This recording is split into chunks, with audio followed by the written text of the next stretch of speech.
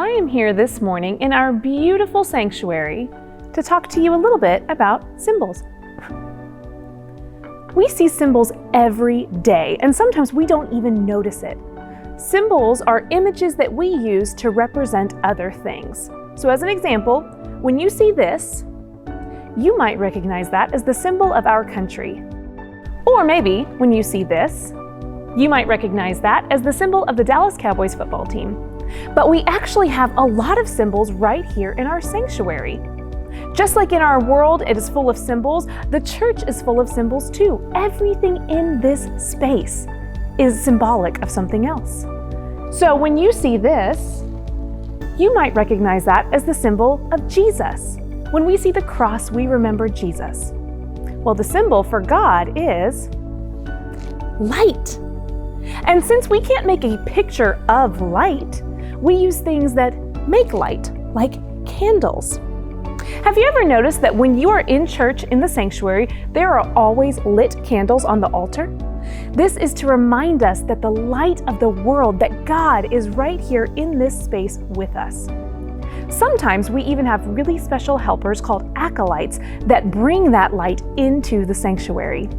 They bring the light up, light our altar candles, and then at the end of the service, they do something very special.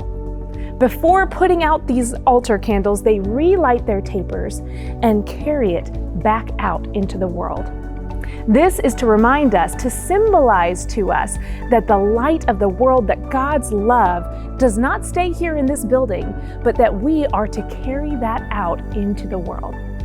Today is a very special day in the church. Today is a day that we call Epiphany. And on Epiphany, we remember the 3 wise men who followed the light of a star to find the light of the world, Jesus.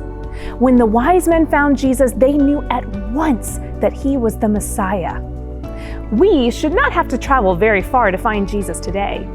In fact, we shouldn't have to travel at all.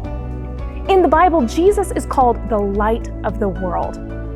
But Jesus says something very, very special to us, God's children.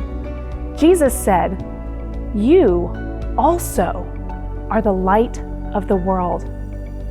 Let your light shine before others." You see, light doesn't do any good if no one can see it.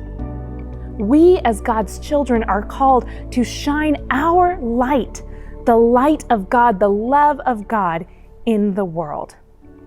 One of the ways that I try to shine my light is by reminding you every week that God is with you everywhere you go, and each and every one of you is a beloved child of God. How can you shine your light in the world? I hope that you will think about this as we go forward in this season.